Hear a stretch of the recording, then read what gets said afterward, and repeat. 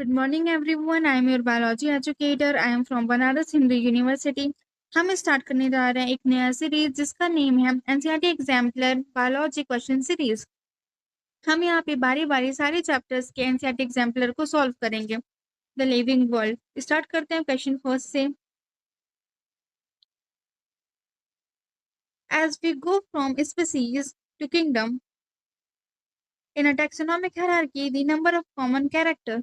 तो क्वेश्चन ये पूछ रहा है कि जैसे जैसे हम स्पीसीज से किंगडम की तरफ जाते जाएंगे वैसे वैसे कॉमन कैरेक्टर डिक्रीज करेगी या इंक्रीज करेगी। तो बताइए, मैंने आपको बताया था कि स्पीसीज में सबसे ज्यादा कॉमन कैरेक्टर होता है, किंगडम में सबसे कम होता है। तो जैसे जैसे हम ऊपर बढ़ते जाएंगे वैसे वैसे जो कॉमन कैरेक्टर है वो डिक्रीज होती जाएगी। तो आपका आंसर हो गया फर्स्ट।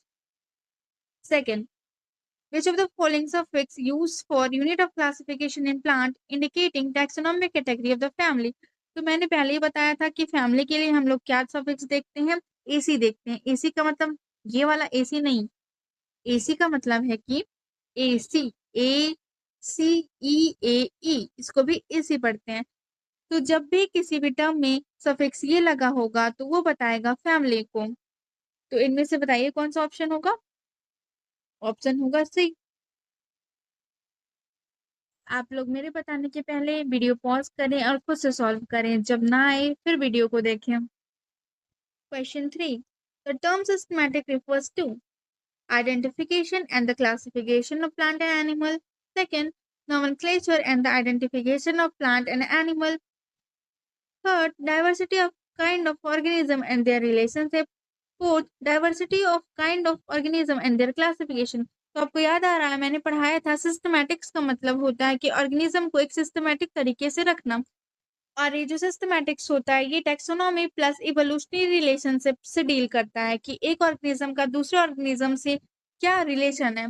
तो आपका आंसर होगा option C, diversity of kind of organism and their relationship. यहाँ पे रिलेशनशिप का मतलब वही इवोल्यूशनरी रिलेशनशिप है।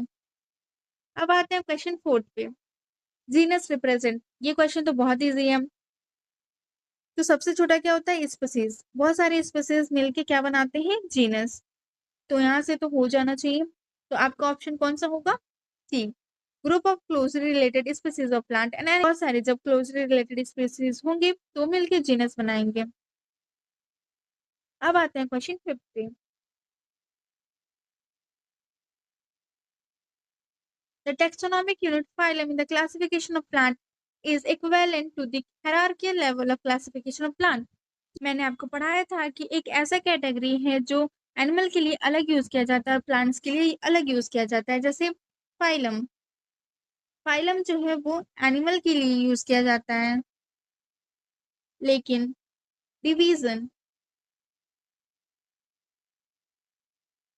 डिवीजन जो है वो प्लांट्स के लिए यूज किया जाता है। तो आंसर क्या होगा, क्लास नहीं होगा, ऑर्डर नहीं होगा। आपका आंसर हो जाएगा सी। अब देखते हैं क्वेश्चन 6।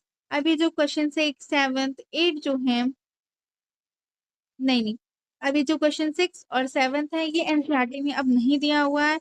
ये ओल्ड एनसीईआरटी के पार्ट है। आपका जो नीट का सिलेबस है उसमें भी ये नहीं दिया हुआ है तो हम इसे नहीं देखेंगे। आगे चलते हैं क्वेश्चन 8 पे। All living organisms are linked to one another because।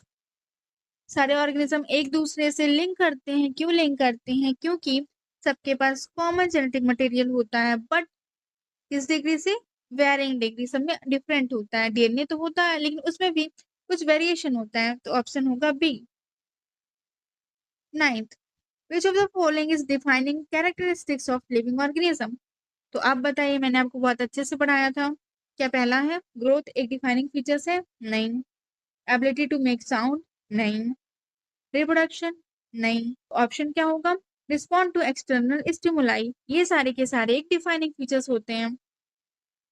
अब चलते हैं क्वेश्चन 10 पे। क्वेश्चन 10 आपको हो जाना चाहिए। क्वेश्चन 10 आप सबसे हो जाना चाहिए।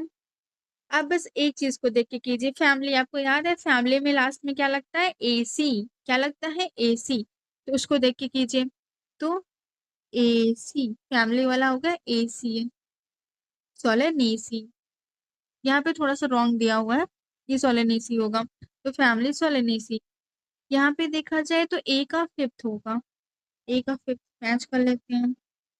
ए का फिफ्थ मतलब ई, तो फर्स्ट का ई होगा, फर्स्ट का ई होगा, मतलब कि ऑप्शन सी और ए एलिमिनेट हो गए।